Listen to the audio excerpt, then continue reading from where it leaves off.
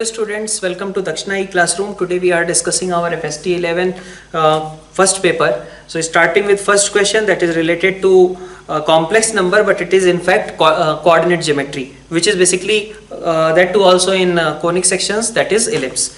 Mod of z minus 1 plus mod of z plus 3 is less than or equal to 8. हमने ये पहले ही कह रखा था कि कभी भी आपको Z1 माइनस Z2 टाइप की चीज दिखे तो आप उसको कैसे देखिए, Z1 और Z2 के बीच की डिस्टेंस। अगर आपने ये चीज फॉलो करी होगी तो ये यहाँ पे आसानी से ये आपको कंसेप्ट क्लियर हो जाएगा, क्वेश्चन भी आप कर पाएंगे। Z माइनस 1 का मतलब क्या हुआ, किसी पॉइंट Z की 1,0 से डिस्टेंस, और Z प्लस 3 का मतलब क्या हुआ, किसी पॉइंट Z की माइनस 3,0 से डिस्टेंस। ठीक है, तो ऐसा ही है ना कि एक वेरिएबल पॉइंट Z था जिसकी दो अलग अलग पॉइंट से डिस्टेंसेस निकाली गई और उनके सम को बोला गया कि वो लेस देन और इक्वल टू 8 है। ऐसा कहां पे होता है, इलिप्स में होता है। इक्वल टू 8 की बात करता तो हम डायरेक्टली इलिप्स कह देते, यहाँ पे लेस देन और इक्वल टू 8 है, मतलब हम किसकी बात करेंगे, उसके इंटीरियर की बात करेंगे। तो अगर हम इस इलिप्स को ड्रॉ करें तो इस इलिप्स में आप देखिए कि हमारे पास फोकस होंगे ये दोनों फिक्स पॉइंट्स। एक फिक्स पॉइंट हमारा 1,0 हो गया और एक फिक्स पॉइंट हो गया हमारा -3,0।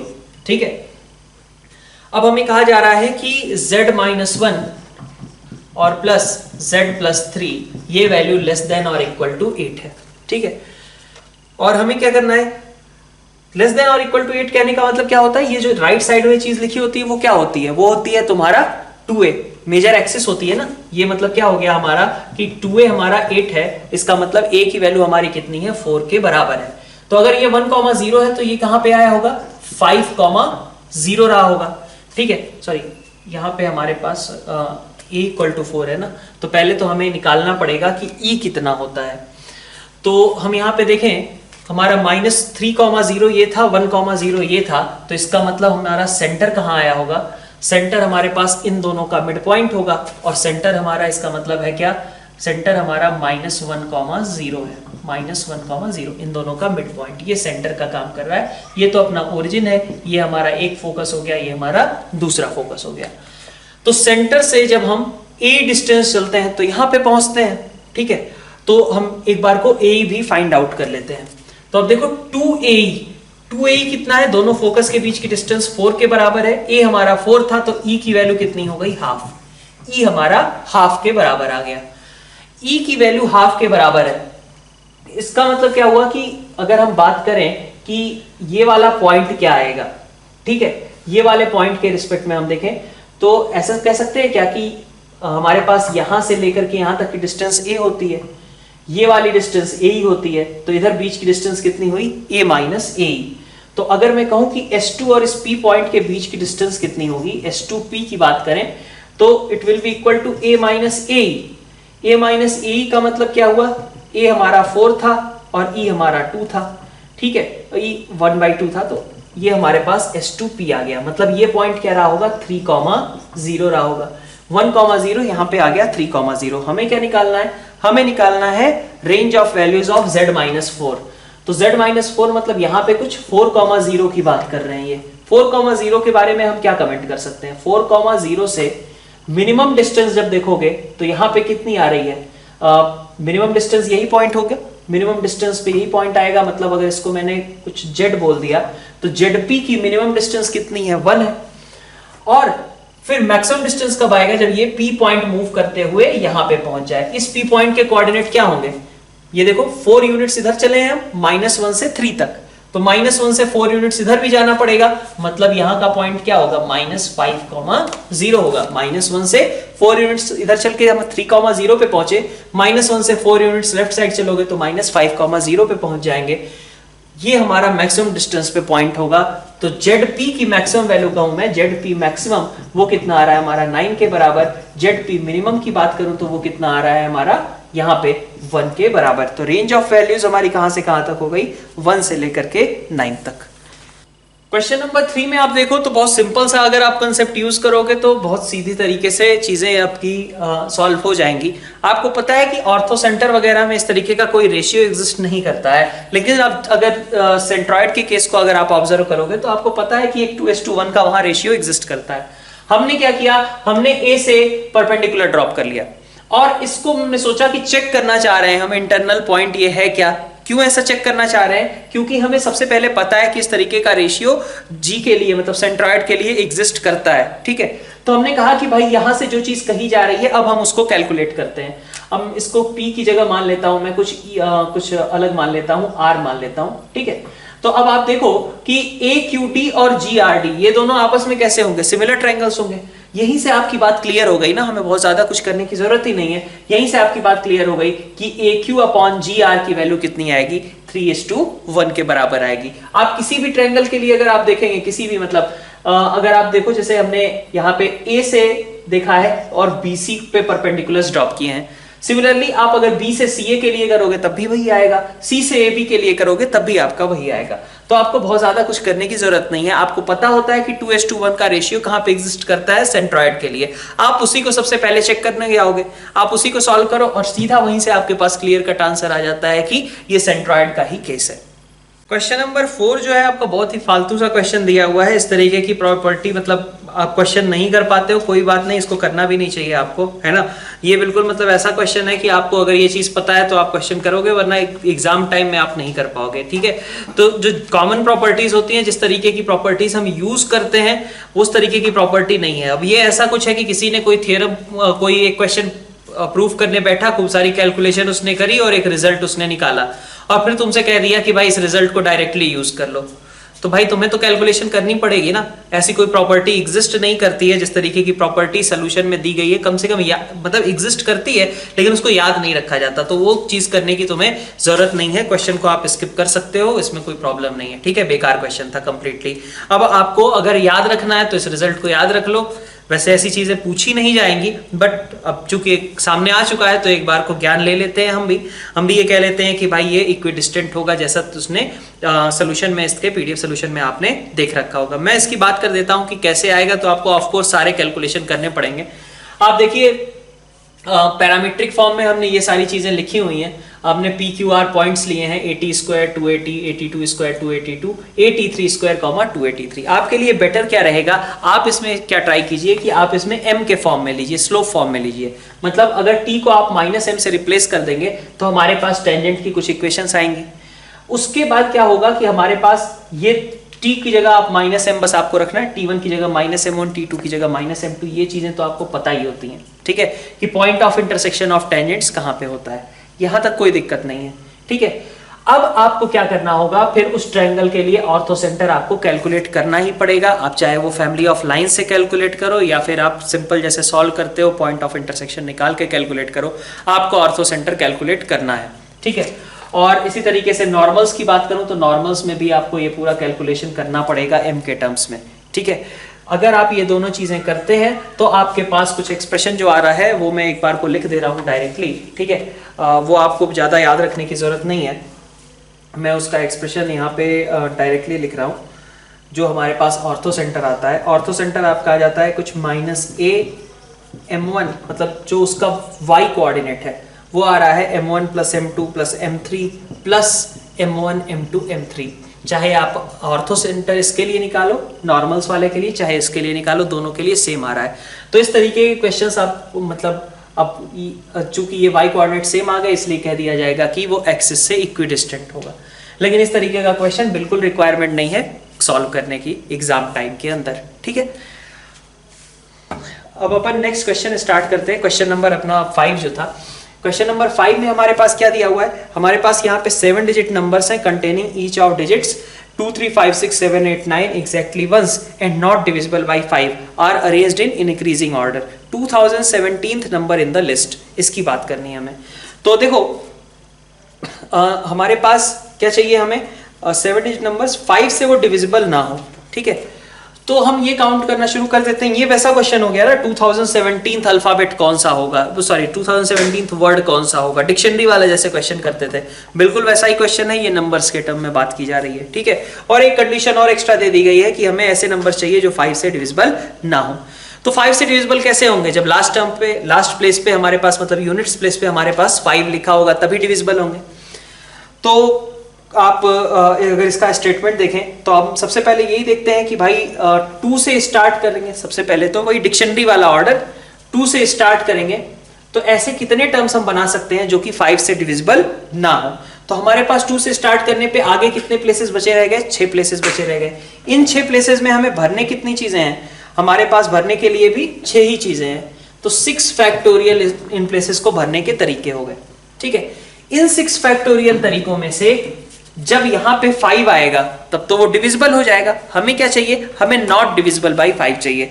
तो नॉट डिविजिबल बाई 5 के लिए हम क्या करें? यहां पे अगर मैंने 5 को फिक्स कर दिया तो बाकी कितने बचे? 5 फैक्टोरियल। उन वेज को मैं सब्ट्रैक्ट कर दूं, इनमें से वो केसेस मैंने हटा दिए जबकि 5 लास्ट प्लेस पे था, यही हो गया। ठीक है, कितने आए ये? 720 माइनस 120 से 600 केसेस यहां से हो गए। फिर इसी तरीके से आप देखो कि मैं 3 से अगर स्टार्ट करता हूं तो 3 से स्टार्ट करूंगा, सेम चीज यहां पे भी आएगी और यहां पे भी 600 केसेस टोटल हो गए। ठीक है, तो 2 के सारे नंबर्स खत्म हो गए, 3 से स्टार्ट होने वाले सारे नंबर्स खत्म हो चुके हैं 1200 में ही। ठीक है, अब हम फिर से लिखेंगे 5 से स्टार्ट होने वाले, तो चलो 5 से स्टार्ट होने वाले कितने होंगे? 5 से स्टार्ट होने वाले मतलब क्या हुआ? 1 2 3 4 5 6। इन 6 प्लेसेस पे हम 6 नंबर भरेंगे, उनमें कभी लास्ट प्लेस पे 5 तो नहीं आएगा ना, अब तो रिपीटिशन तो है नहीं। तो ऐसा था कि 6 प्लेसेस थे, 6 हमारे नंबर्स थे, कोई कहीं भी बैठ जाए कोई दिक्कत नहीं थी। तो 5 से स्टार्ट होने वाले कितने केसेस हुए? 720। अब आप देखो हमारे पास 1920 केसेस खत्म हो गए हैं, हमें 2017 चाहिए, मतलब इसके आगे बढ़ना पड़ेगा। लेकिन अगर हम 6 से स्टार्ट करके टोटल नंबर्स काउंट करने जाएंगे तो वो फिर से कितने हो जाएंगे? 600 हो जाएंगे, मतलब उनका तो कोई यूज है नहीं, वहां तक तो हमें जाने की जरूरत नहीं है। हमें पता है कि 6 से ही स्टार्ट करके हमें आंसर मिलेगा। तो 6 से स्टार्ट करके कैसे आंसर लिखेंगे?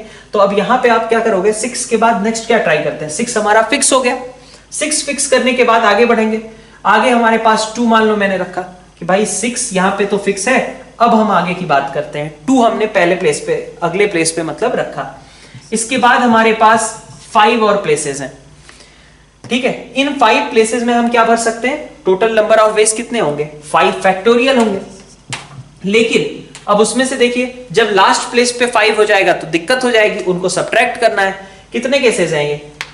भाई यहां 5 रख दिया तो ये 4 फैक्टोरियल केसेस बचे, मतलब 96। ठीक है, यहां पे हमने 5 रखा तो 4 फैक्टोरियल ऐसे नंबर्स बन सकते हैं। तो 5 फैक्टोरियल में से उन 4 फैक्टोरियल नंबर्स को सब्ट्रैक्ट कर दिया, 96 आ गया। तो हमारे पास कितना हुआ? 1200, 1920 और इसके साथ 2016। तो हमें जस्ट अगला नंबर लिखना है, वही हमारा रिक्वायर्ड आंसर होगा। तो अब देखो 6 के बाद क्या लिखने वाले हो? 2 तो सारा खत्म हो चुका है, 6 के बाद लिखने क्या वाले हो तुम? 3 लिखने वाले हो। ठीक है, अब 3 के बाद क्या लिखेंगे? तो हमारे पास जो भी नंबर्स दिए गए हैं, 6 3 के बाद आप 2 रख दोगे। 2 के बाद आपको क्या रखना पड़ेगा? अच्छा, आपने सबसे छोटा नंबर चाहिए ना, सबसे छोटा नंबर अगला क्या लिखा जाएगा? 2 के बाद फिर 5 लिखना पड़ेगा, 5 के बाद फिर आप 7 लिखोगे, 7 के बाद आप 8 लिखोगे और लास्ट प्लेस पे आप 9 लिख दोगे। ये हमारा 7 डिजिट का वो नंबर होगा जो कि यहाँ पे आंसर आएगा। तो बिल्कुल डिक्शनरी वाला क्वेश्चन था, बस यहाँ पे क्या थे, हमने जो अल्फाबेट्स दिए रहते थे उनकी जगह पे यहाँ पे नंबर्स यूज किए थे। नंबर 6 देखो, क्वेश्चन नंबर 6 भी आसान सा क्वेश्चन दिया हुआ है। P और Q दोनों सिमेट्रिक मैट्रिसेस हैं। PQ अगर सिमेट्रिक है तो PQ is equal to QP, ये भी दिया हुआ है। फिर आपके कहा गया जा रहा है, हमें इनवर्स वगैरह के बारे में कहा गया है कि कौन से सिमेट्रिक होंगे, कौन से सिमेट्रिक नहीं होंगे। और ये भी कहा गया है कि QP इनवर्स और P इनवर्स Q को भी आपस में कंपेयर करना है। ठीक है, तो सबसे पहले हम क्या करते हैं, हमें QP इनवर्स वगैरह की टर्म चाहिए। तो QP इनवर्स कैसे दिख रहा है पॉसिबल होगा? जब हम इस टर्म को P इनवर्स से पोस्ट मल्टीप्लाई करेंगे। तो P इनवर्स से हमने पोस्ट मल्टीप्लाई किया, क्या बनेगा? PQP inverse is equal to QPP inverse. इसका मतलब ये कितना लिखा हुआ है? Q लिखा हुआ है और यहाँ पे लिखा हुआ है PQP इनवर्स। ठीक है, हमें तो QP इनवर्स चाहिए था, तो इस P को हटाना पड़ेगा। तो अब क्या करोगे? P इनवर्स से तुम प्री मल्टीप्लाई कर दो। P इनवर्स से प्री मल्टीप्लाई किया तो हमारे पास P इनवर्स और P मिलके खत्म हो गए, बचा हमारे के पास क्या? QP इनवर्स, और इधर बचा P इनवर्स Q। और इसलिए हम ये बोल सकते हैं कि हमारा ऑप्शन ए जो है बिल्कुल करेक्ट है। PQ के बारे में ये भी बताना है कि PQ सिमेट्रिक हो, ये स्क्यू सिमेट्रिक मैट्रिक्स है। चेक कर लेते हैं, ये हमारा ए ऑप्शन आ गया। बी ऑप्शन की बात कर रहे हैं। बी ऑप्शन में देखो PQ का ट्रांसपोज लोगे, क्या आएगा? Q ट्रांसपोज P ट्रांसपोज, इसके बराबर आएगा। QT को हम क्या बोल सकते हैं? Q बोल सकते हैं, क्योंकि Q कैसा था? सिमेट्रिक मैट्रिक्स था। और PT को क्या बोल सकते हैं? P बोल सकते हैं। तो PQ का ट्रांसपोज जो आ रहा है, ठीक है, वो किसके बराबर आ रहा है? हमारा QP के बराबर आ रहा है। और यहाँ पे हमें देखो PQ is equal to QP दिया भी है, तो PQ is equal to QP, मतलब QP का ट्रांसपोज QP के बराबर ही है। इसका मतलब कि PQ मैट्रिक्स कैसी थी या QP मैट्रिक्स कैसी थी, सिमेट्रिक मैट्रिक्स थी। यही करते हैं हम सिमेट्रिक प्रूफ करने के लिए, जो टर्म था उसका ट्रांसपोज करके देखा और ट्राई किया उसको प्रूव करने का using all the given informations. Question इसका जो सी पार्ट है P इनवर्स Q के बारे में हमें कमेंट करना है, ये भी यहीं देख लो P इनवर्स Q की सिमेट्री के लिए। तो P इनवर्स Q का ट्रांसपोज, P इनवर्स Q का ट्रांसपोज देखना है हमें, ठीक है। तो P इनवर्स Q का ट्रांसपोज कैसा आएगा, अपन ये करेंगे उल्टा ओपन करते हैं, Q ट्रांसपोज और P इनवर्स का ट्रांसपोज, यही करते हैं। अब देखो Q ट्रांसपोज तो क्या होता है, Q के बराबर ही होता है, उसमें तो कोई दिक्कत है नहीं। P इनवर्स का ट्रांसपोज क्या होगा, P इनवर्स का ट्रांसपोज कहें या फिर P ट्रांसपोज का इनवर्स कहें, बात तो बराबर होती है ना। P ट्रांसपोज अंदर कर दो, इनवर्स बाहर लगा दो, कोई फर्क नहीं पड़ता। P ट्रांसपोज चूंकि P के बराबर ही है तो ये क्या बन गया, QP इनवर्स। और यहाँ पे क्या था, P इनवर्स Q जो था वो खुद हमने अभी प्रूव किया ना कि P इनवर्स Q और QP इनवर्स ये दोनों आपस में बराबर है। This thing was equal to QP inverse from option A. तो QP इनवर्स का transpose is equal to QP inverse, मतलब ये भी कैसा है, सिमेट्रिक मैट्रिक्स है। अब हम 7th क्वेश्चन की बात करते हैं। 7th क्वेश्चन में हमारे पास W1 और W2 दो डिस्टिंक्ट पॉइंट्स दिए गए थे आर्गेंट प्लेन में। P W1 is equal to Q W2 ऐसा कुछ दिया हुआ है और हमें PW1 upon QW2 plus QW2 upon PW1 इसके बारे में कमेंट करना था। तो अपन मान लेते हैं कि W1 हमारा कुछ एक R1 e की पावर आयोटा थीटा टाइप की चीज है और W2 हमारा कुछ R2 e की power iota theta plus alpha है, मान लो, है ना, मान सकते हैं। दोनों के बीच में अल्फा का एंगल है। अगर हम कहें W1 को ओरिजिन से ज्वाइन किया फिर W2 को ज्वाइन किया तो जो एंगल बन रहा है दोनों का अल्फा है दोनों के बीच में। तो इसको एक को आयोटा थीटा से रिप्रेजेंट किया है, इसको मैंने आयोटा थीटा प्लस अल्फा से रिप्रेजेंट किया है। हमें इंफॉर्मेशन क्या दी गई है, हमें कहा गया है कि P into mod of W1, mod of W1 कितना होगा, R1 के बराबर, मॉड ऑफ W2 कितना होगा, R2 के बराबर। तो P R1 हमारा किसके बराबर है, Q R2 के बराबर है। ये इंफॉर्मेशन हमें गिवन है। अब हमें करना क्या है, कैलकुलेशन जो करनी है हमें P बाई Q, ठीक है, P by Q W1 by W2।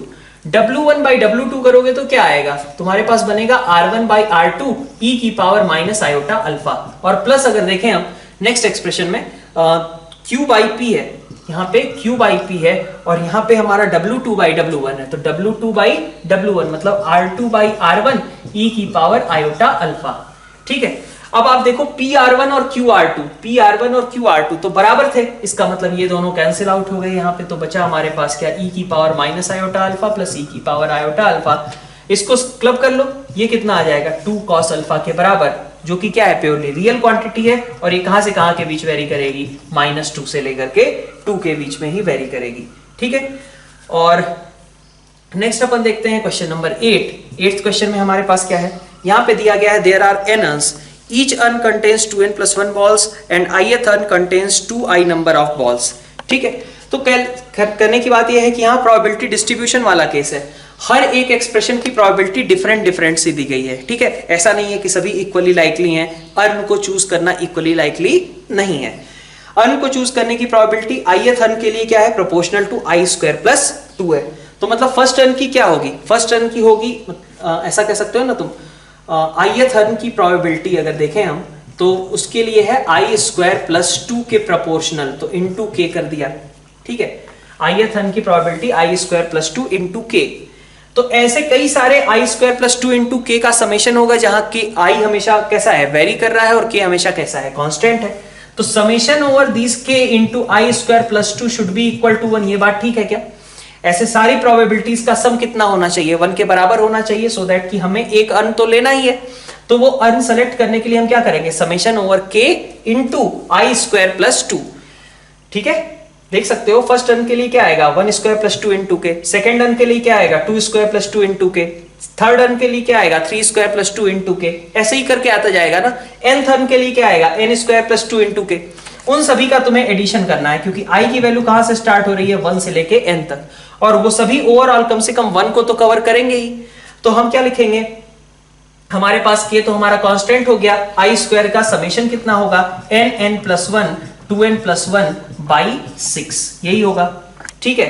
और साथ में क्या आएगा, 2 हमारा लिखा हुआ होगा, 2 कितनी बार, n बार, तो प्लस 2n और हो गया, इज इक्वल टू कितना बन गया, 1 के बराबर, ठीक है। तो k के लिए हमारे पास यहां से एक्सप्रेशन अगर आप चाहें तो यहां से k का एक्सप्रेशन निकाला जा सकता है। अब चलो k आ गया तो इसका मतलब हर एक अर्न के लिए प्रोबेबिलिटी तो हमारी आ गई। फर्स्ट टर्न का मतलब मैं कहूं कि फर्स्ट टर्न को चूज करने की प्रोबेबिलिटी कितनी होगी, तो फर्स्ट टर्न चूज करने की प्रोबेबिलिटी होगी 1 स्क्वायर प्लस 2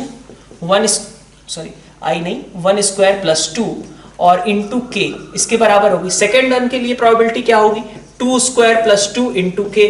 थर्ड टर्न के लिए क्या प्रोबेबिलिटी होगी 3 स्क्वायर प्लस 2 इंटू के की वैल्यू मैं बार बार लिख नहीं रहा कि हमारा यहाँ पे रिटर्न है। अब आप देखो अगर मैं p इसी तरीके से n की बात करूंगा तो क्या आएगा n स्क्वायर प्लस 2 इंटू के। इस तरीके का एक्सप्रेशन हमारे पास बन जाएगा। हमें अब क्या चाहिए, ये तो अर्न्स की हमने प्रोबेबिलिटी निकाल ली। अब हमें क्या करना था, हमें करना था कि हम एक बॉल ड्रॉ करें और वो बॉल कैसी होनी चाहिए, व्हाइट होनी चाहिए। तो फर्स्ट वाले अर्न से व्हाइट बॉल ड्रॉ करने की प्रोबेबिलिटी क्या आएगी। फर्स्ट वाले अर्न में हमारे पास टोटल कितनी बॉल्स हैं, फर्स्ट वाले अर्न में हमारे पास ईच अर्न में 2n+1 बॉल्स। तो इसमें हमारे पास टोटल बॉल्स कितनी थी 2n+1 बॉल्स थी और उसमें से हमारे पास व्हाइट बॉल्स कितनी थी 2i के बराबर, मतलब इस बार कहें तो 2 के बराबर रही होगी, है ना। नेक्स्ट वाले में हमारे पास 4 व्हाइट बॉल्स रही होंगी और नीचे 2n+1, फिर ऐसे ही 6/2n+1 और इसी तरीके से आगे चलता जाएगा। तो अगर हम कहें कि व्हाइट बॉल हमने निकाली होगी, इसकी प्रोबेबिलिटी कितनी है, तो हमारे पास समेशन करना पड़ेगा हमें इन सारे का। और ये सारे एक्सप्रेशन का अगर हम जनरल टर्म लिखें तो क्या आएगा, हमारे पास आएगा i स्क्वायर प्लस 2 इंटू के तो खैर कांस्टेंट है, कोई खास दिक्कत दे नहीं रहा है। और यहां से हमारे पास आएगा 2i अपॉन 2n+1, ये हमारे पास एक्सप्रेशन आएगा। के कहां से, सॉरी i कहां से कहां तक वेरी कर रहा है, तो i वेरी कर रहा है हमारा 1 से लेकर के n तक, ठीक है। अब इसको हम कैलकुलेट कर लेते हैं। तो हमारे पास देखो k अपॉन 2n+1, ये पार्ट तो कांस्टेंट ही है, k अपॉन 2n+1 ये पार्ट तो कांस्टेंट ही है।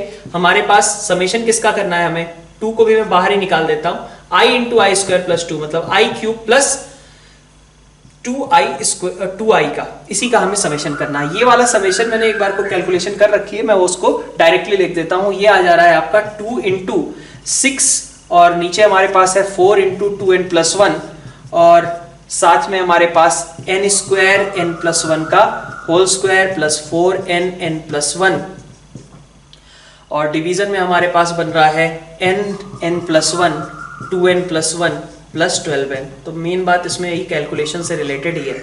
अब ये हमारा n के टर्म्स में आया है, इसको n टेंडिंग टू इन्फिनिटी बताना है कि n टेंडिंग टू इन्फिनिटी पे इसका रिजल्ट क्या आएगा। तो n टेंडिंग टू इन्फिनिटी के लिए आप क्या करते हो, जो लीडिंग कोफिशिएंट्स होते हैं उनका रेशियो आप आंसर में लिख देते हो।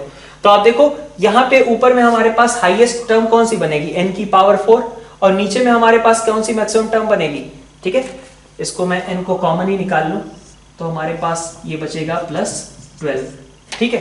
तो नीचे भी हमारे पास देख सकते हो कि सबसे बड़ी पावर n की पावर 4 बनने वाली है। तो ऊपर n की पावर 4 का कोफिशिएंट और नीचे n की पावर 4 का कोफिशिएंट, इन दोनों का रेशियो ही हमारा इसका आंसर हो जाएगा। नेक्स्ट आप मल्टीपल करेक्ट क्वेश्चन से स्टार्ट करते हैं। क्वेश्चन नंबर 9 में देखिए क्या लिख रखा है। क्वेश्चन नंबर 9 हमारे पास √3 - 1, ठीक है, √3 - 1 अपॉन साइन एक्स और plus √3 + 1 upon cos x is equal to दे रखा है 4√2, ठीक है। ये हमारे पास एक्सप्रेशन इसने दे रखा था, ठीक है। तो बहुत अच्छा तो नहीं कहूंगा इस क्वेश्चन को, बट ठीक है। √3 - 1 अपॉन 2√2 इसको एक साइड क्लब कर लो अपॉन साइन एक्स और √3 + 1 अपॉन 2√2, ठीक है, और नीचे cos x is equal to कितना हो गया, हमारे पास बचेगा कितना 2 यहाँ पे, ठीक है। 2√2 से हमने दोनों साइड डिवाइड कर दिया। क्यों डिवाइड किया, ताकि हम इस एक्सप्रेशन को कोई फॉर्म दे पाए इन दोनों को। ये हमारा क्या लिखा हुआ है आप देखो, cos π/6 और π/4 इनका मतलब डिफरेंस ही है ना। ये cos π/6 - π/4, ये sin π/6 - sin π/4 और मतलब π/4 - π/6। तो अपन क्या लिख सकते हैं इसको, sin π/12 की वैल्यूज दी हुई है। इसीलिए मैंने कहा था बहुत अच्छा तो नहीं रेट करेंगे, बट ठीक है 2√2 से हमें डिवाइड करना पड़ेगा सो दैट कि एक हम इस तरीके की क्वांटिटी बना सकें। sin π/12 plus sin x plus cos π/12 by cos x is equal to 2। तो सिर्फ एक ही आंसर नहीं होगा कि हम सिर्फ x इज इक्वल टू π/12 लिखते हैं, और भी सोल्यूशंस यहाँ एग्जिस्ट करेंगे।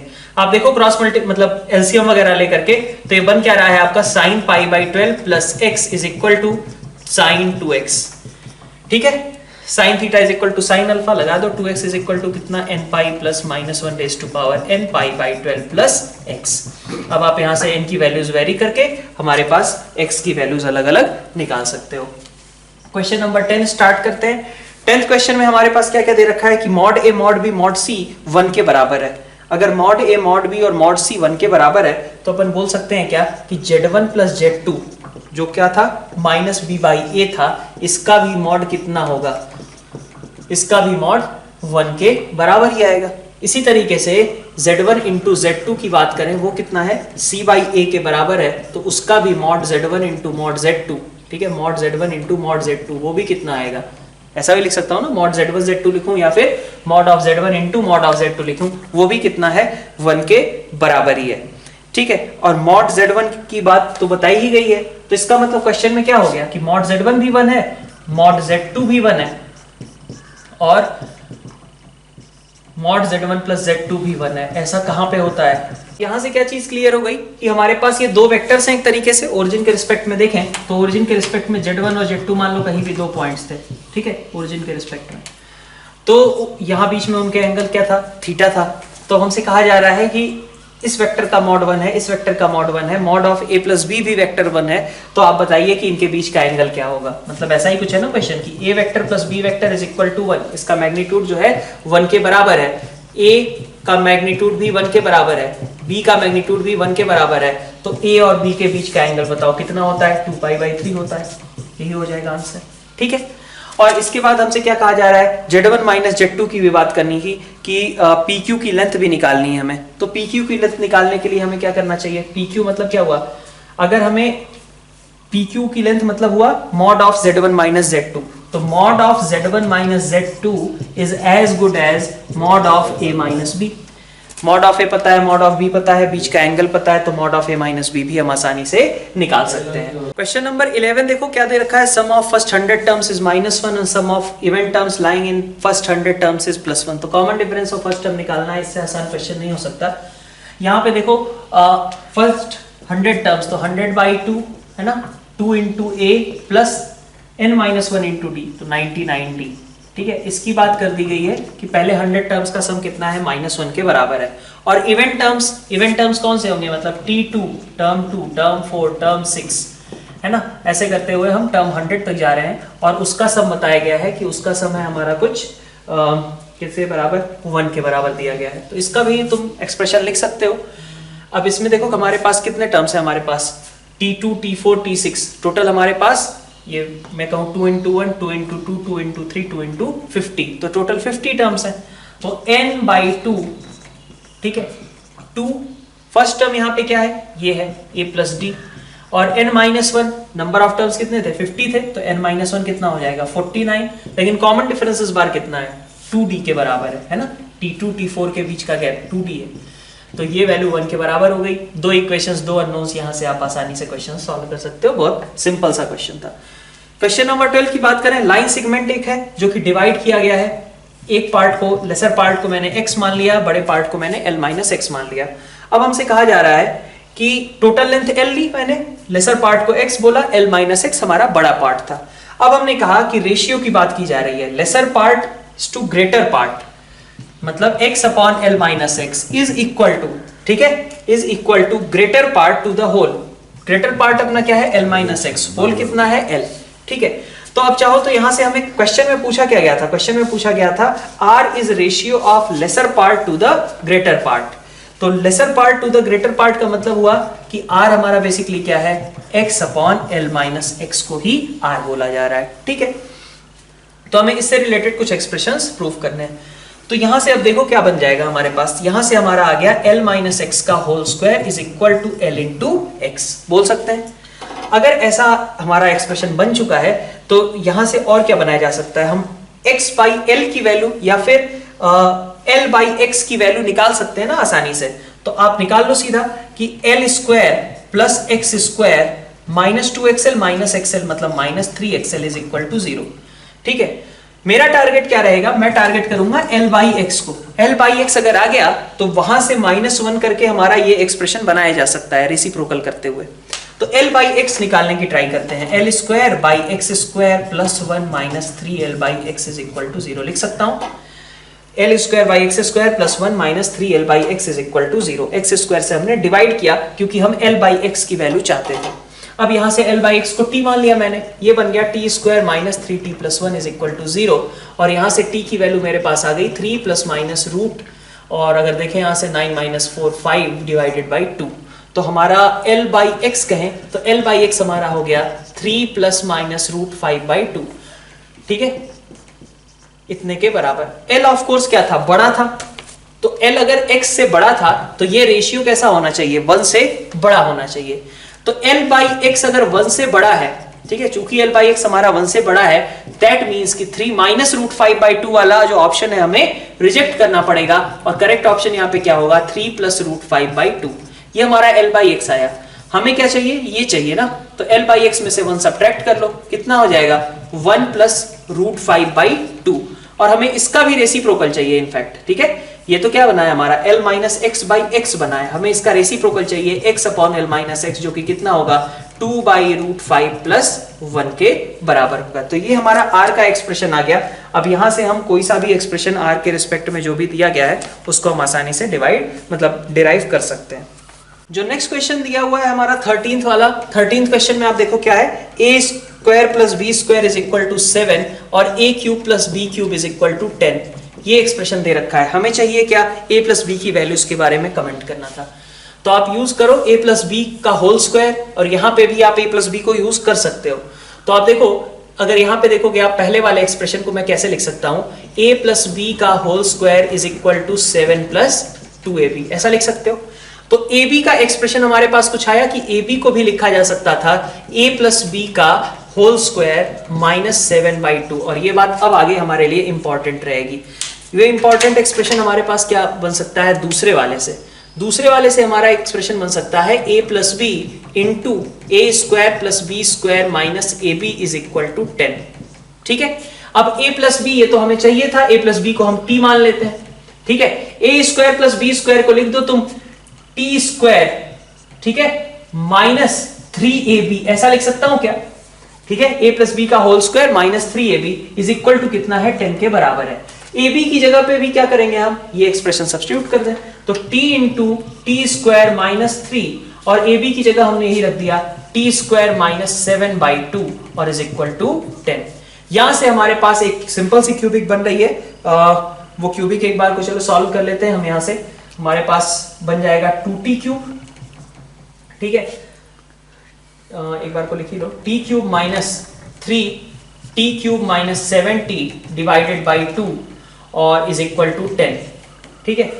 अब यहां से हमारे पास क्या आ गया, 2t cube minus 3t cube मतलब माइनस t क्यूब हो गया, और प्लस में क्या आ गया, प्लस में आ गया मेरे पास 21t, और इधर से आ गया मेरे पास माइनस 20 इज इक्वल टू 0। यहां से t की एक वैल्यू 1 आई, और क्या क्या वैल्यू आती हुई दिख रही है, यहां से हमारे पास एक बार को लिख लेते हैं t cube minus 21t plus 20 is equal to 0। एक इसके फैक्टर्स क्या क्या बन गए, एक फैक्टर बन गया t माइनस 1, और उसके अलावा बन गया t square plus t minus 20 is equal to 0। तो t की वैल्यूज क्या पॉसिबल हुई, एक 1 हुआ, एक हमारे पास क्या आ जाएगा माइनस 5, और एक और आ जाएगा हमारे पास 4। तो a प्लस b ये तीन वैल्यूज ले सकता था, इसमें हम अकॉर्डिंगली अपने ऑप्शंस मार्क कर सकते हैं।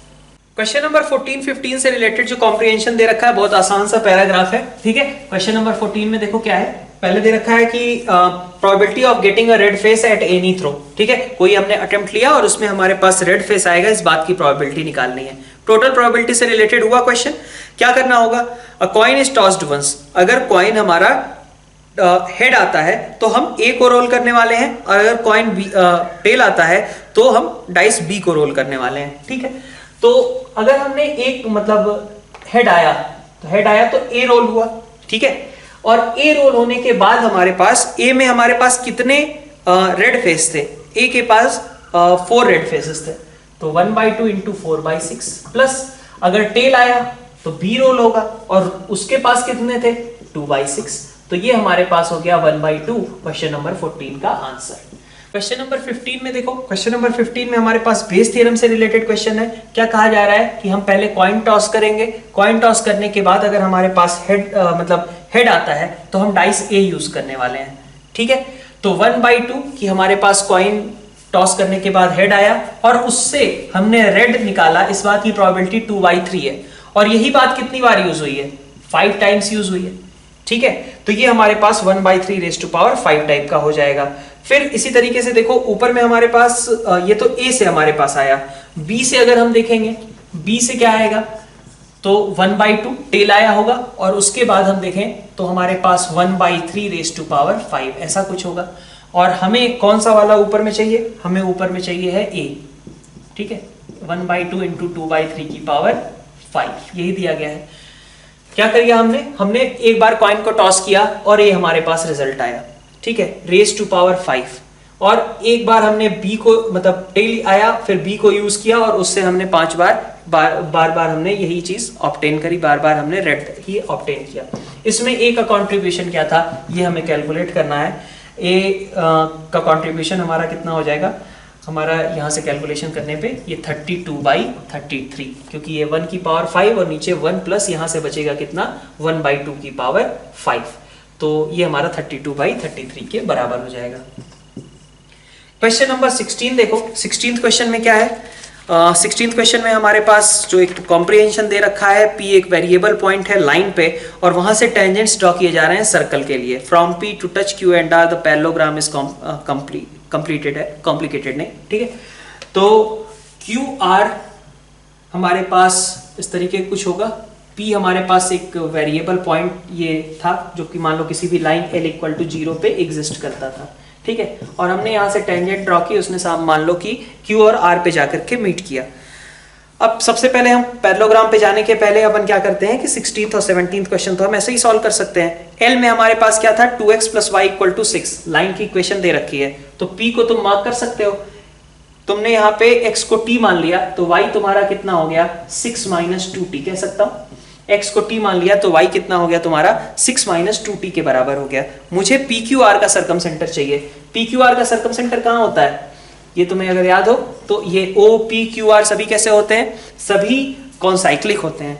O हमारा क्या है, O हमारे पास सेंटर होगा, इसका सेंटर क्या होगा 0,0, ठीक है। तो OPQR का जो हमारे पास एक तरीके से क्या सेंटर आएगा, वो कहाँ लाई करता है, इन दोनों का मिड पॉइंट होता है, ठीक है। तो इन दोनों का मिड पॉइंट अगर हम कहें और उसका हमें क्या करना है, लोकस निकालना है, तो ये हमारा HK रहा जिसका हमें लोकस निकालना है। और h की वैल्यू इस समय कितनी हो जाएगी t/2 के बराबर, k की वैल्यू कितनी हो जाएगी 3 - t के बराबर। यहां से t को एलिमिनेट करके हम लोकस फाइंड आउट कर सकते हैं। क्वेश्चन नंबर 17 में देखिए, यहाँ पे L = y = 4 है, अपन इस तरीके का बना लेते हैं यहाँ पे, ठीक है। L हमारा y = 4 है, इस पे हम वेरिएबल पॉइंट्स ले रहे हैं और अब हमें लोकस ऑफ सर्कमसेंटर बताना है। ये y = 4 था, इस पे कोई भी पॉइंट लिया, मान लो 4, t ले लिया होगा, सॉरी इधर t लेते हो बाद में 4 रखना होगा, t, 4 ले लिया हमने, ठीक है। यहाँ पे हमारे पास क्या था 0,0 था।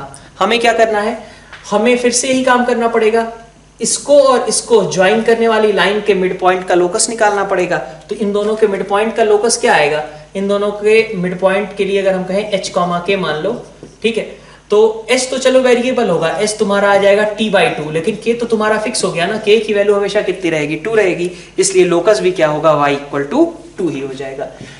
18th अच्छा क्वेश्चन दिया है। 18th क्वेश्चन में क्या है, हमारे पास सर्कमसेंटर निकालना है ट्रायंगल QRS का, ठीक है।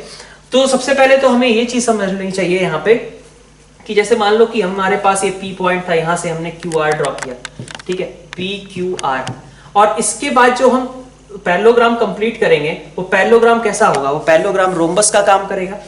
तो ये हमारे पास रोम्बस का काम करना चाहिए PQRS। और PQRS कैसा होगा, फिर PQRS को मैं कह सकता हूं कि ये अपने डायगोनल के अबाउट तो सिमेट्रिक होता है ना। यहाँ पे एक हमारे पास इंपॉर्टेंट चीज निकल करके आ रही है, थोड़ा शॉर्ट में अगर क्वेश्चन को करना चाहें तो आप देख सकते हो कि भाई PQR का अगर मान लो आपको सरकमसेंटर निकालना था, PQR का सरकमसेंटर निकालना आपको अभी कई बार आप निकाल चुके हो। आप क्या करोगे, बस यहां से आपने क्या किया 0,0 था, 2,3 आपका इधर था, तो दोनों का मिड पॉइंट आपने ले लिया, दोनों का मिड पॉइंट आपके पास आ गया 1,3/2, ठीक है, 1,3/2। ये आपका वो पॉइंट आ गया जो कि PQR के सरकमसेंटर का काम कर रहा है। लेकिन अब यही चीज इधर से सिमेट्रिक है ना, तो इसका मतलब जैसा ये पॉइंट बिहेव कर रहा है इस डायगोनल के लिए, उसी तरीके से इधर वाले पॉइंट से हम QRS ट्रायंगल को यूज कर सकते हैं। सिमेट्री की बात कर रहे हैं हम। PQR ट्रायंगल के लिए जिस तरीके से 1,3/2 हम काम कर रहा है, अगर मैं कहूं इसी तरीके से इस 1,3/2 की मिरर इमेज निकाल लूं क्यू आर के अबाउट मिरर इमेज निकाल लूं तो मुझे एक ऐसा पॉइंट मिलेगा जो कि क्यू आर एस के लिए सरकम सेंटर का काम करेगा। ये अगर आपको चीज ऑब्जर्व हो जाती है तो क्वेश्चन तुरंत सॉल्व हो जाएगा। क्या करना है आपको, इस सी का, ठीक है, इस सी में तो कोई डाउट है नहीं, इस सी का आपको मिरर इमेज निकालना है, image of C with respect to Q R. क्यों ऐसा कर रहे हैं, क्योंकि ये एक रोम्बस है और रोम्बस कैसा होता है, अपने डायगोनल के अबाउट सिमेट्रिक होता है। डायगोनल के अबाउट सिमेट्रिक होता है मतलब हमने क्या किया, हमने पहले पी क्यू आर के लिए कैलकुलेशन की और फिर क्यू आर के अबाउट उसका मिरर इमेज ले लिया, वही हमारा करेक्ट आंसर हो जाएगा। पार्ट 1 का सेक्शन सी अगर देखें हम तो अब यहाँ पे देखो फर्स्ट क्वेश्चन क्या दे रखा है, सिंपल सा क्वेश्चन है, बहुत आसान सा, ठीक है, थ्योरी ऑफ इक्वेशन से रिलेटेड। यहाँ पे देखो alpha plus beta plus gamma, इसकी वैल्यू हमारे पास कितनी दे रखी है, 3 दे रखी है, और समेशन ओवर अल्फा बीटा कितना है, समेशन ओवर अल्फा बीटा 2 के बराबर है।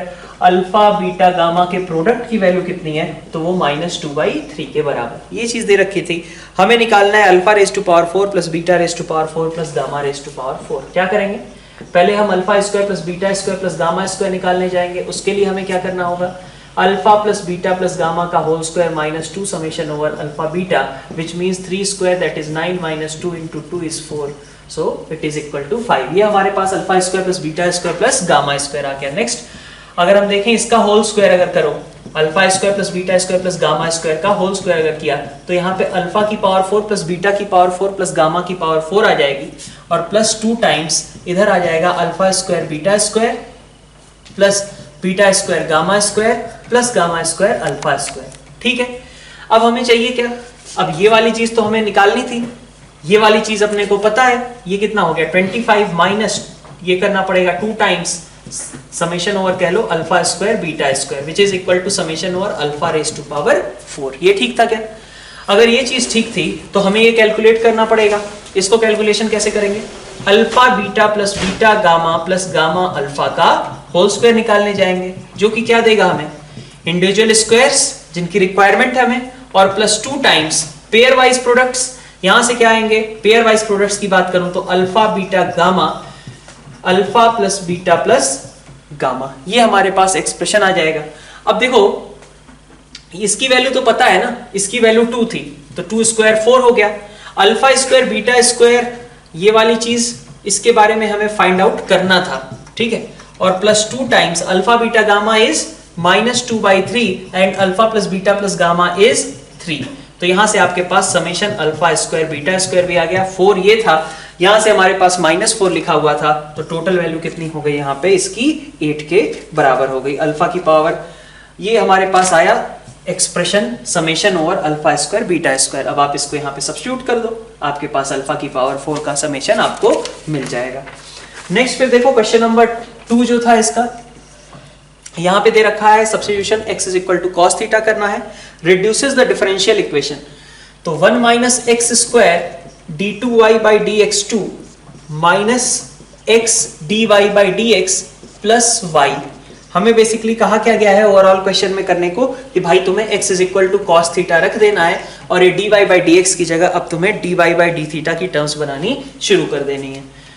तो देखो क्या आएगा, अगर मैं x को cos थीटा मैंने रखा, मुझे चाहिए क्या, मुझे dy/dx चाहिए, तो dy/dx के लिए मैं क्या कर सकता हूं, मैं करूंगा एक काम कि मैं dy/dx को मैं लिखने का ये तरीका हो सकता है मेरा dy d थीटा है ना इंटू d थीटा/dx, ये लिख सकता हूं। ठीक है, हमें dy/d थीटा की टर्म चाहिए थी तो dy/d थीटा हमारा आ गया। ठीक है, अच्छा d थीटा/dx का क्या करें, तो यहां से देखो dx/d थीटा कितना होता, dx/d थीटा होता हमारा माइनस साइन थीटा, तो d थीटा/dx क्या हो जाएगा माइनस कोसेक थीटा। ये हो गया हमारा dy/dx, कितना हो गया ये minus cosec theta dy/d theta, इसके बराबर हो गया।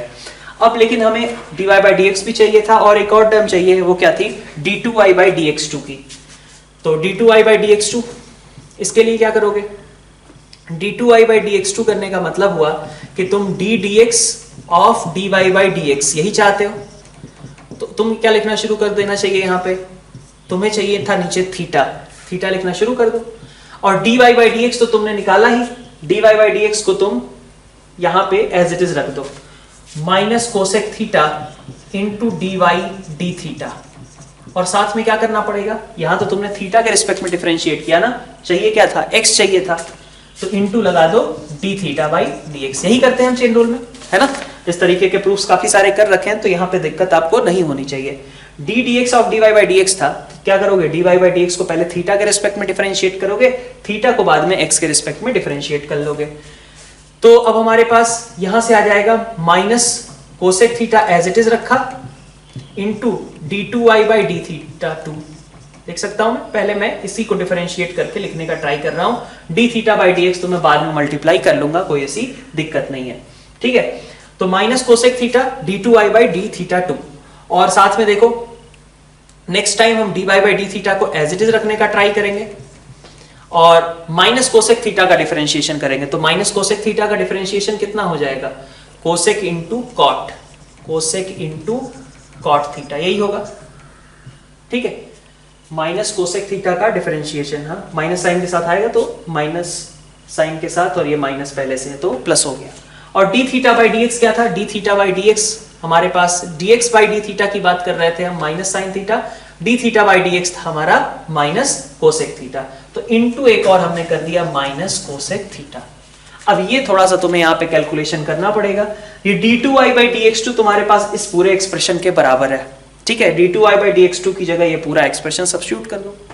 D Y by D X तुम्हारा इसके बराबर है, ये पूरा एक्सप्रेशन सब्स्टिट्यूट कर दो। वहां से तुम्हारे पास ये इस तरीके का एक्सप्रेशन बचेगा जिसमें x नहीं होगा, सिर्फ dy और d थीटा की टर्म बची होगी, d2y इनफैक्ट और d थीटा 2 की टर्म बची होगी और सिर्फ y की टर्म होगी। तो यहां से हम a को कंपेयर करके आसानी से निकाल सकते हैं, ठीक है। तो कैलकुलेशन पार्ट नहीं कर रहा, वो पार्ट आप कर सकते हो। हमने d2y बाई dx2 और dy बाई dx दोनों को dy बाई d थीटा या d2y बाई d थीटा 2 के टर्म्स में एक्सप्रेस ऑलरेडी कर दिया है। तो बस आपको सब्स्टिट्यूट करना है दोनों की वैल्यूज ओरिजिनल एक्सप्रेशन में। क्वेश्चन नंबर 3 की बात करें तो बहुत आसान सा क्वेश्चन है, limit extending to 0 x by 4। इसको क्या करते हैं हम इस तरीके के क्वेश्चन में, 16 by x minus fractional part of 16 by x, ऐसा लिख देते हैं। तो 4 16 बचा क्या हमारे पास, 4 minus x by 4 fractional part of 16 by x, यही बचा। लिमिट एक्सटेंडिंग टू 0 क्या हुआ, एक्सटेंडिंग टू 0 है तो ये चीज 0 को टेंड कर रही है, और ये तो कोई finite quantity, 0 into finite quantity किसको टेंड करेगा, 0 को टेंड करेगा। भाई ये चीज 0 से 1 के बीच ही आएगी ना फ्रैक्शनल पार्ट, तो ये 0 into 1, 0 into something finite, overall expression किसको टेंड करने लग गया, 0 को। ये 4 था, माइनस 0 किया, आंसर इस क्वेश्चन के लिए हमारा कितना हो जाएगा, 4 के बराबर। नेक्स्ट जो क्वेश्चन दिया हुआ है AMGM से रिलेटेड है हमारा क्वेश्चन नंबर 4। क्योंकि हमें जैसे ABC की बात करें, ABC हमारे 0 से 180 डिग्री के बीच है। ABC 0 से 180 मतलब A/2, B/2, C/2 first quadrant के एंगल्स हुए, और इसका मतलब कोसेक कैसा रहेगा, पॉजिटिव ही रहेगा। अब अगर आप देखो कि कोसेक A/2 मतलब हम समेशन कोसेक A/2 की बात करें और डिवाइडेड बाई 3, ठीक है, AMGM लगा रहे हैं cosec A/2, cosec B/2, cosec C/2 पे, तो ग्रेटर देन और equal to cube root of आएगा something cosec A/2 into cosec B/2, मतलब प्रोडक्ट आ जाएगा, है ना, समेशन यहाँ पे मान लो, यहाँ पे प्रोडक्ट लगा दिया मैंने, ठीक है। तो इसकी बात करें कितना होगा, ये हमारा पास ये कंडीशन कब आएगी इक्वालिटी की, ये कंडीशन आएगी हमारी जबकि ABC सभी बराबर हो, A equal to B equal to C, इसका मतलब कि 60 डिग्री के बराबर हो। तो अब आप देखो कोसेक 60, अगर A 60 है तो A/2 मतलब कितना हो गया, 30 डिग्री, कोसेक 30 का मतलब हो गया 2। तो ये ओवरऑल एक्सप्रेशन कितना हुआ, लेफ्ट साइड में देखें 2 के बराबर हुआ। 2 इज ग्रेटर देन और equal to cube root of product over cosec A/2 लिख सकते हैं। इसका मतलब कि product over cosec A/2 is less than और इक्वल टू 8, ऐसा बोला जा सकता है क्या। तो अगर ये चीज बोली जा सकती है तो फिर हम कह सकते हैं कि नेक्स्ट कोसेक स्क्वायर A पे भी हम सेम चीज अप्लाई कर सकते हैं। Cosec square A summation over cosec square A divided by 3 is greater than और इक्वल टू, और इस बार हम कहें तो cube root of product over cosec square A, ठीक है। तो अब यहां पे देखो, यहां पे हमारे पास कब सिचुएशन आएगी, फिर से वही ABC इक्वल टू 60 वाली, और उस समय अगर हम कहें तो कोसेक 60 की बात करेंगे हम, तो कोसेक 60 कितना हो गया 2/3, तो कोसेक स्क्वायर 60 का मतलब हो गया 2/√3 था, तो ये हो गया 4/3 के बराबर। तो ये बेसिकली हमें क्या चाहिए, समेशन वाला चाहिए था, मतलब हम इस साइड में रख देते हैं, ठीक है। तो हमारे पास लिखा हुआ आ गया cosec square A/3 will be greater ये सिचुएशन कब होती है लीस्ट वगैरह वाली, जबकि हम वही देखते हैं ए बी सी सभी आपस में बराबर हों, उसी समय इस तरीके की बाउंड्री कंडीशन आती है। तो उसी कंसेप्ट का बेसिकली हम यहाँ पे यूज कर रहे हैं। तो अब देखो ये 4/3 यहाँ पे लिखे हुए थे, 3 टाइम्स क्यूब रूट हो गया तो मतलब 4/3 आ गया, और इसलिए summation over cosec square A will be greater than और इक्वल टू 4। इन दोनों का डिफरेंस हमें लेना था, इन दोनों का डिफरेंस हमारे पास कितना आ जाएगा, 4 के बराबर। क्वेश्चन नंबर 5 की बात करते हैं। क्वेश्चन नंबर 5 में हमारे पास क्या दिया हुआ है, सिंपल सा क्वेश्चन है, R cross A is equal to B cross A। इस बात का मतलब क्या हो गया, इस बात का मतलब हुआ कि अगर मैं B को इस साइड ले आता हूं तो R minus B cross A 0 के बराबर है, और इसलिए R माइनस B को कहा जा सकता है कि A के पैरेलल होगा। R minus B is equal to lambda A। R vector को हम रिप्रेजेंट कर सकते हैं B vector plus lambda A के बराबर। अब C डॉट R की वैल्यू भी दे रखी है, ठीक है, ये हमारे पास एक रिजल्ट आया। C डॉट R की वैल्यू दे रखी है 0, मतलब क्या दे रखा है, C dot B plus lambda A की वैल्यू कितनी है, 0 के बराबर है, ठीक है। अब देखो नेक्स्ट और क्या दे रखा है, नेक्स्ट हमें दे रखा है A डॉट C, है ना, और इनटू क्या करना है हमें, R क्रॉस B। तो R क्रॉस B करोगे तो B क्रॉस B 0 हो गया, यहां से आ गया lambda A cross B, lambda A cross B plus B dot C। B dot C को एज इट इज रहने दिया, B डॉट C को एज इट इज रहने दिया। A cross R, A cross R करोगे तो बचेगा क्या, A क्रॉस B, ठीक है, इतना ही आएगा। ये R है, A से इसको क्रॉस प्रोडक्ट कर रहे हैं तो A क्रॉस B आएगा, A क्रॉस A तो कितना हो गया, 0 के बराबर हो चुका है। तो अब देखो यहां से क्या हुआ, A क्रॉस B अपना कॉमन हो गया, है ना, A क्रॉस B कॉमन, बचा क्या, lambda AC plus B dot C, ठीक है, और lambda AC plus B dot C value तो कितनी थी, 0 के बराबर थी, तो आंसर कितना हो गया, 0 के बराबर। क्वेश्चन नंबर 6 देखिए, क्वेश्चन नंबर 6 ये फिर से एक आसान सा ही क्वेश्चन दिया हुआ है। इसमें अगर तुम ये ऑब्जर्व कर लेते हो कि C3, ठीक है, इसको अगर हमने रिप्लेस कर दिया C3 माइनस C2, ठीक है, C3 को रिप्लेस किया C3 माइनस C2, तो अपने पास 1 2x और 3x x माइनस 1 था, ये C1 में था। C2 को आप एज इट इज रहने दो, C2 जैसा था, मतलब इसके टर्म्स को एज इट इज रहने दो, इसमें कोई आपको चेंज नहीं करना है। C3 पे आप ऑपरेशन अप्लाई कर रहे हो, C3 में से आप C2 के टर्म सब्ट्रैक्ट कर रहे हो, तो हमारे पास सेम वही चीज बनती हुई आ जा रही है, 1 2x 3x x माइनस 1। बस एक ऑपरेशन तुमने ये वाला अप्लाई किया और फर्स्ट कॉलम और थर्ड कॉलम सेम हो गए, इसका मतलब ये वैल्यू कितनी थी, 0 के बराबर थी। तो gx ही 0 था, है ना, gx ही अगर 0 था तो x की जगह कुछ भी पुट करते रहो, तो रिजल्ट हमेशा क्या आएगा, 0 के बराबर ही रहेगा। नेक्स्ट इस क्वेश्चन में आप देखें, इस क्वेश्चन में आपसे क्या कहा जा रहा है, 13 raise to power 99 minus 19 raise to power 93, इसकी 162 से चेक करना है कि ये अगर डिवाइड करते हैं तो रिमाइंडर कितना आएगा। अब देखिए 2 से तो ये डिविजिबल है ना। अब हम आगे बात करेंगे 81 के लिए। अगर ये 81 से डिविजिबल हो जाता है तो इसका मतलब हो गया कि रिमाइंडर 0 आएगा। तो अपन चेक करते हैं 81 से कि 81 से किस तरीके का रिजल्ट बन रहा है। 81 कहिए, 9 कहिए, 3 कहिए, किसी भी तरीके से हम इसको कोरिलेट कर सकते हैं। हमने ट्राई किया कि भाई ये इवन है, ये इवन है, क्यों कहा हमने, क्योंकि ये ऑड था, ये भी ऑड है, ऑड माइनस ऑड ऑड ही रहेगा, तो इसका मतलब कि ये टर्म हमारी हमेशा 2 से डिविजिबल है। बाकी बचता है हमारा 81 का टर्म। 81 के लिए हमने कहा कि 3 के किसी मल्टीपल के अराउंड इनको ओपन कर देते हैं। तो देखो क्या आएगा, 12 plus 1 raise to power 99 minus 18 plus 1 raise to power 93। ठीक है, एक्सपेंड करना शुरू करो।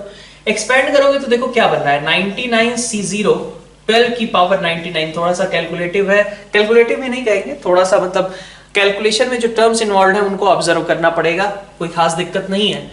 99C0 12 की पावर 99 है ना, इन सब से तो कोई दिक्कत है नहीं, इसमें तो 3 की पावर 99 इन्वॉल्व है। कहां से दिक्कत शुरू होगी, जब हमारी 3 की पावर 4 से कम वाली टर्म्स हो, है ना। 81 में दिक्कत कहां से शुरू होगी, जबकि 3 की पावर 4 से लोअर टर्म्स हो, मतलब 3 क्यूब, मतलब 12 क्यूब की टर्म होगी, तब हमें दिक्कत आएगी।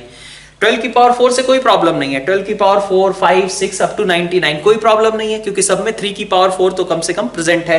वो 81 से डिवाइड करने पे कोई भी रिमाइंडर नहीं बनाएंगे। फिर आगे बढ़ते हैं। आगे हमारे पास इसी तरीके से हम गए 99C 4 तक की बात नहीं कर रहा, 4 में मतलब 99C आप कह लो, यहाँ पे 96 आ जाएगा 12 क्यूब, ये पहली दिक्कत वाली टर्म होगी।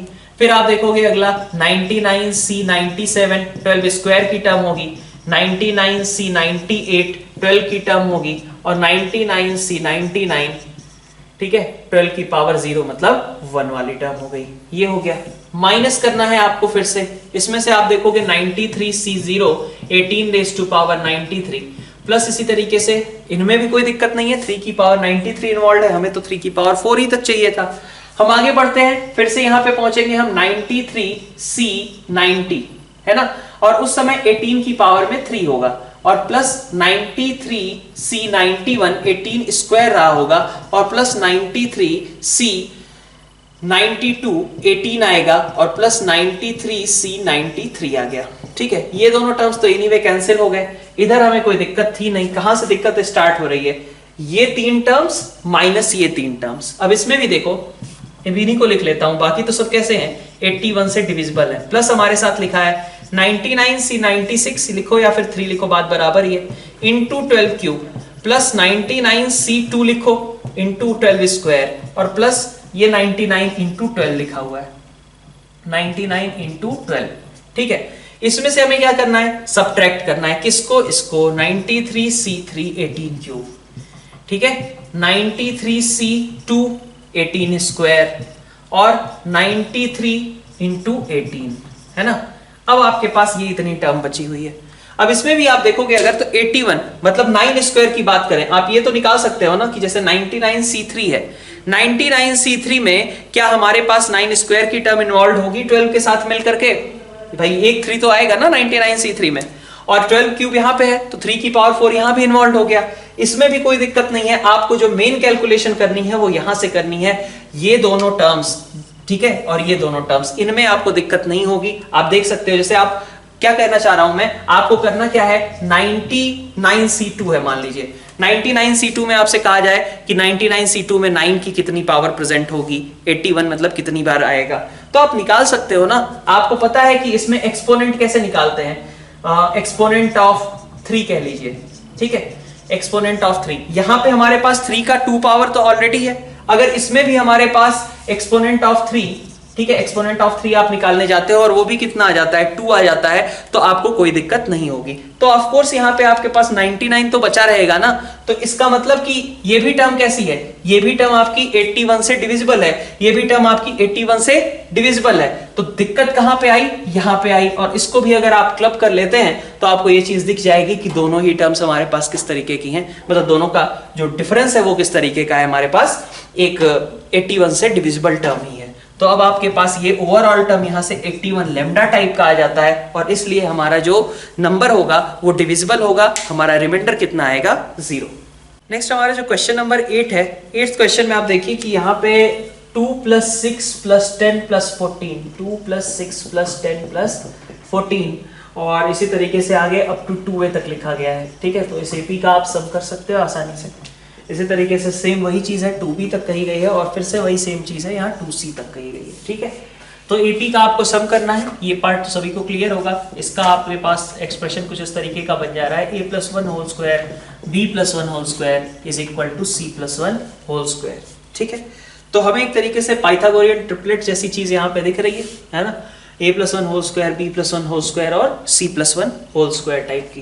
तो अपन क्या यहाँ पे यूज कर सकते हैं, यहाँ पे आप यूज कर सकते हो क्या, हमारे पास a + b + c 21 दिया हुआ है और a के बारे में हमें पता है कि a हमारा 6 से बड़ा ही था। तो अगर a 6 से बड़ा था तो a को मैं 7 अगर लेता हूँ, a को अगर 7 लेते हो आप, तो ये हमारा 8 स्क्वायर और यहाँ पे उसके लिए क्या चाहिए, 15 स्क्वायर चाहिए और उस समय ये कितना हो जाता, 17 स्क्वायर के बराबर हो सकता था। ठीक है, जरूरी नहीं है कि ऐसा होगा ही होगा, अपन एक सिचुएशन की बात कर रहे हैं कि क्या क्या यहाँ पे एग्जिस्ट कर सकता है। ठीक है, तो यहाँ पे तो खैर बात बनी नहीं अपनी, क्योंकि हमारा जो a + b + c है वो तो काफी बड़ा हो गया, हमें तो 21 तक ही चाहिए था। तो और क्या कॉम्बिनेशन यहाँ पे ट्राई कर सकते हैं अपन, यहाँ पे 8 स्क्वायर हमारे पास ऑलरेडी आ चुका है, 8 स्क्वायर के साथ कॉम्बिनेशन क्या ट्राई कर ले अपन, एक दूसरे तरीके से भी इसको देखने का ट्राई करते हैं। अपन ऐसे कर लेते हैं, इसको इस साइड लेते जाओ, c + 1 का होल स्क्वायर माइनस b + 1 का whole square is equal to कितना हुआ, a + 1 का होल स्क्वायर। तो यहाँ से आ गया तुम्हारे पास c + b + 2 और यहाँ से आ गया c - b, दो फैक्टर्स हो गए, इज इक्वल टू a + 1 का होल स्क्वायर। ओके, ठीक है। a की बात करें तो a हमारा हमने कहा कि 7 से स्टार्ट करेंगे, a 7 से जब हमने लिया तो यहाँ से आया आपका 8 स्क्वायर। ठीक है, और हमारे पास c माइनस बी बचा, c प्लस बी प्लस 2 बचा। तो अब 64 है, 64 के दो फैक्टर्स इस तरीके के हम लेने का ट्राई करेंगे, है ना। यहाँ पे अगर ABC हमें दिया गया है जो 8 स्क्वायर 64 है, और ये हमारे पास अगर मान लो मैंने इसको लिख लिया 4, बल्कि इसको लिख लेते हैं अपन 16 और इसको लिख लेते हैं 4, तो c माइनस बी हमारा 4 के बराबर हो गया, c प्लस बी हमारा 14 के बराबर हो गया। यहाँ से c की वैल्यू 9 और b की वैल्यू 5 आ गई, ठीक है। तो अगर हम a की बात करें, a7 लिया था हमने, a7 लिया था विच इज 8 स्क्वायर और प्लस यहाँ से हम देखें कि हमने b को 5 आया, 8 square plus 6 square is equal to 10 square. इसी कॉम्बिनेशन को हमें यहाँ से पाइथागोरियन ट्रिपलेट्स के थ्रू रिप्रेजेंट करना था। तो ये हमारा करेक्ट आंसर हो गया, a की वैल्यू 7, b की वैल्यू 5 और c की वैल्यू 9। आप देख सकते हो 7, 9, 16 और 5 21 के बराबर हो भी रहा है यहाँ पे, ठीक है। नेक्स्ट स्टार्ट करते हैं हम क्वेश्चन नंबर 9। 9th क्वेश्चन में हमारे पास अच्छा क्वेश्चन दिया हुआ है, थोड़ा सा अगर आप लॉजिकली इसमें सोचोगे तो क्वेश्चन सॉल्व कर पाओगे। 7 digit number are formed using digits 1 2 3 4 5 6 7 8 9 without repetition. The probability of selecting a number such that product of any 5 consecutive digits is divisible by either 5 or 7। तो आप देखो कि 7 डिजिट का नंबर है, 1 2 3 4 5 6 7, 1 2 3 4 5 6 7, 7 डिजिट का number है। अब इसमें क्या करना है, हमें हमसे कहा जा रहा है कि कोई भी 5 कॉन्जिक्यूटिव डिजिट्स अगर हम उठाएं तो हमेशा कैसा होना चाहिए, उसको हमेशा 5 से डिविजिबल होना चाहिए। पहले मैं सिर्फ 5 की बात कर रहा हूं कि ऐसे टर्म्स जो कि सिर्फ 5 से डिविजिबल होंगे। तो इसका मतलब क्या हुआ, ये मैं उठाना शुरू करूंगा यहां से लेकर के यहां तक, ठीक है। ये मैंने उठाए 5 टर्म्स, ये प्रोडक्ट 5 से डिविजिबल होना चाहिए। इसी तरीके से मैंने यहां से स्टार्ट किया और यहां तक चला गया, ये भी 5 से डिविजिबल होना चाहिए। ऐसे यहां से स्टार्ट किया यहां तक चला गया, ये भी 5 से डिविजिबल होना चाहिए। तो ओवरऑल क्या यहां से चीज दिख रही है, ओवरऑल हमें ये चीज दिख रही है कि अगर हमें ये तीनों ही कंडीशन सेटिस्फाई करानी है, ठीक है, कि यहां से यहां तक के बीच में भी कोई 5 आ जाए, यहां से लेकर के यहां के बीच में भी कोई 5 आ जाए, यहां से यहां तक के बीच में भी कोई 5 आ जाए, तो हमें क्या करना चाहिए, हमें करना चाहिए कि इन बीच के 3 प्लेसेस पे, इन बीच के 3 प्लेसेस में अगर हमारा 5 रह गया तो कहीं से भी स्टार्ट करो तुम 5 कॉन्जिक्यूटिव नंबर्स लेना, हमेशा नंबर कैसा रहेगा हमारा, डिविजिबल रहेगा 5 से। ये बात ठीक है क्या, आप देख सकते हो। पहले दो और लास्ट के दो छोड़ दो, बीच वाले 3 में, मतलब यहां पे अगर आपने 5 रखा तो देखो आप हर बार हर कंडीशन को मीट कर पा रहे हो, हर जगह से आप काउंट करना शुरू कर रहे हो, 5 से डिविजिबल टर्म मिल रही है, यहां से भी और यहां से भी। तो बीच के 3 टर्म्स में हमारा कहीं 5 होना चाहिए, ये लॉजिकली आपको सोचना था। इसके बाद क्वेश्चन में कुछ बचता नहीं है। क्या करना होगा इसके बाद, आप क्या करोगे कि 3 में ये 3 प्लेसेस थे, 3 प्लेसेस में से कोई एक प्लेस सेलेक्ट करोगे 5 के लिए, ठीक है। आपने 5 को इन तीनों में से किसी एक प्लेस पे रख दिया। आपके पास अभी कितनी जगहें बची हुई हैं, टोटल 6 जगहें बची हुई हैं, और आपके पास नंबर्स कितने बचे रह गए, हमारे पास इनिशियली 9 नंबर्स थे, 5 कंज्यूम हो चुका, रिपीटिशन है नहीं, तो हमारे पास 8 चीजें अभी भी बची हुई थी, ठीक है। अब इन 8 चीजों को में से आप कोई भी 6 चीजें सेलेक्ट करोगे और उसको कहीं भी इन 6 जगहों में कहीं भी अरेंज कर सकते हो। ये क्या, कौन से मेथड, कौन से नंबर्स आ गए, ऐसे नंबर्स जो कि पक्का 5 से डिविजिबल होंगे, ठीक है। मतलब कोई भी 5 टर्म्स हम उठा रहे हैं तो वो हमेशा उनका प्रोडक्ट जो है 5 से डिविजिबल होगा। तो हमने क्या किया, बीच के 3 टर्म्स में 5 रख दिया, ठीक है। 3 में से एक प्लेस चूज की और उसको 5 दे दिया। बाकी 6 प्लेसेस बची रह गई, हमारे पास 8 नंबर्स थे, 8 में से कोई 6 नंबर्स हमने चूज किया और उनको 6 प्लेसेस पे बिठाने के तरीके कितने हो गए, 6 फैक्टोरियल। 7 के लिए भी तो सेम ही बात रहेगी, 7 भी तो यही काम करेगा, 3c1 into 8c6 into 6 factorial. जैसा 5 के लिए होगा वैसा ही 7 के लिए होगा। लेकिन अब दिक्कत हो गई, जब हमने दोनों को ऐड किया तो ऐसी भी सिचुएशंस इसमें आ गई जबकि यहां पे सोचो 5 रहा हो, यहां पे सोचो 7 रहा हो। ये केसेस तो यहां पे भी काउंट हुए होंगे और ये केसेस यहां पे भी काउंट हुए होंगे। तो इन केसेस का रिपीटिशन हो गया। कौन से केसेस का, जबकि उन बीच के 3 प्लेसेस में हमारे 7 और 5 दोनों अवेलेबल रहे हो। तो इसके लिए हमें क्या करना पड़ेगा, इसके लिए हमें सब्ट्रैक्ट करना पड़ेगा उन्हें। एक बार क्या करना था, हम इसमें कौन सी कंडीशंस को सब्ट्रैक्ट कर रहे हैं, जबकि इन बीच के 3 प्लेसेस में 2 प्लेसेस 5 या फिर 7 के रहे हो। तो 3 में से 2 प्लेसेस चूज किए और उनको 5, एक को 5 दे दिया और एक को 7 दे दिया। तो 5 और 7 रखने के कितने तरीके हो गए आपके पास, 2 फैक्टोरियल हो गया इनफैक्ट, ठीक है भाई। 3 में से 2 प्लेसेस चूज किए, अब यहां 5 रखो यहां 7, या फिर यहां 7 रखो यहां 5 रखो, अलग अलग बात हो गई ना। और उसके बाद आपके पास बचे हुए कितने नंबर्स हैं? अभी आपके पास 7 नंबर्स बचे हुए हैं और प्लेसेस कितने खाली हैं आपके पास? 5। तो 7C5 इंटू 5 फैक्टोरियल, ये हमारे पास total number of favourable ways हो गए। और अगर हम कहें कि हमसे पूछा क्या जा रहा है, प्रोबेबिलिटी पूछी गई है ना, तो प्रोबेबिलिटी के लिए हमें टोटल नंबर भी चाहिए होगा। टोटल नंबर के लिए क्या करेंगे? 9 हमारे पास टोटल नंबर्स थे, 0 वगैरह तो है नहीं। 9 में से कोई भी हम कितने थे? 7 नंबर्स चूज कर लें और उनको रखने के कितने तरीके? 7 फैक्टोरियल। ये हमारी प्रोबेबिलिटी हो जाएगी। यहां से आप भी कैलकुलेट कर सकते हो। क्वेश्चन नंबर 10 की बात करता हूं। क्वेश्चन नंबर 10 एक आसान सा क्वेश्चन दिया हुआ था। ए में आपके पास हमने मान लिया कि A11, A12, A21, A22 ये टर्म्स थी, और बी हमारे पास कुछ था 11 और साथ में 21। A B equal to B A बोला जा रहा है, तो A B equal to B A लिख लेते हैं। क्या बनेगा? ए बी ने क्या बनाना है? A11 प्लस 2A12, ठीक है, A11 प्लस 2A12। फिर इसी तरीके से देखो A11 plus A12, A11 plus A12, फिर इधर से A21 प्लस 2A22, फिर इसी तरीके से A21 प्लस A22। ये हमारा ए बी आ गया। बीए की बात करेंगे तो बीए क्या होगा वो लिख लेते हैं। बीए में हमारे पास आ जाएगा, हम पहले इधर से रो उठाएंगे, इधर से कॉलम, तो इसका मतलब कि A11 प्लस A21, ठीक है। फिर फर्स्ट रो उठाओगे और सेकंड कॉलम, तो हमारे पास आ जाएगा A12 प्लस A22, ठीक है। फिर सेकंड रो फर्स्ट कॉलम, तो 2A11 प्लस, और यहां से आ जाएगा हमारा A21, और फिर सेकेंड रो सेकेंड कॉलम, तो हमारे पास आ जाएगा 2A12। यहां से हमारे पास सेकेंड रो फर्स्ट कॉलम लिया तो 2A11 plus A21, second row second column लिया तो हमारे पास आ जाएगा 2A12 प्लस A22। ये हमारे पास सारी टर्म्स हो गई। A B equal to B A कहने का मतलब क्या है कि हर एक बार टर्म्स को कंपेयर करना पड़ेगा। तो अब अगर आप यहां से टर्म्स को कंपेयर करते हो, इस वहां उन रिजल्ट्स को मैं यहीं पे लिख दे रहा हूं एक बार, ठीक है। देखो A11 बराबर ही है, 2A12 को A21 के बराबर होना पड़ेगा, लिख लिया। 2A12 is equal to A21। और क्या कंडीशन निकल के आ रही है? A11 प्लस A12 है, यहां पे A12 प्लस A22 है, तो A12 तो खैर बराबर है, A11 को A22 के बराबर होना चाहिए, तो A11 इज इक्वल टू क्या होना चाहिए? A22।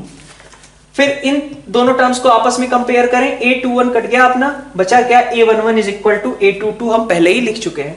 फिर यहां पे देखें A22 हमारा कैंसिल आउट हो गया, A21 is equal to 2A12, ये भी हम पहले से लिख चुके हैं। अब बची हुई क्या बात है कि हमें दिया गया है कि ये मैट्रिक्स कैसी है? सिंगुलर मैट्रिक्स है। इस टर्म पे अगर ध्यान देंगे तो अपना काम बन गया। डिटर्मिनेंट ए क्या था? 0 के बराबर था। सिंगुलर मैट्रिक्स मतलब डिटर्मिनेंट 0 के बराबर है। अब यहां से देखो डिटर्मिनेंट कितना आएगा? A11 A22 minus A21 A12, ये 0 के बराबर होगा। तो आप रख दो यहां पे, हमें चाहिए क्या? A11 और A12 का रेशियो चाहिए, तो A11 को रहने देते हैं, A22 को भी A11 में कन्वर्ट कर दिया, तो ये बन गया आपका A11 का स्क्वायर माइनस A21 को क्या लिख दो? 2A12 लिख दो, 2A12 का स्क्वायर इज इक्वल टू कितना आ गया? 0 के बराबर, ठीक है। डिटर्मिनेंट ऑफ ए था, हमने ये दोनों टर्म्स रिक्वायर्ड थी, A11 और A12, पूरे एक्सप्रेशन को इन्हीं के फॉर्म में कन्वर्ट कर लिया यूजिंग दीज टू रिजल्ट्स। तो अब आप यहां से A11 अपॉन A12 की वैल्यू निकाल सकते हो, जो कि कितनी आ रही है? √2 के बराबर।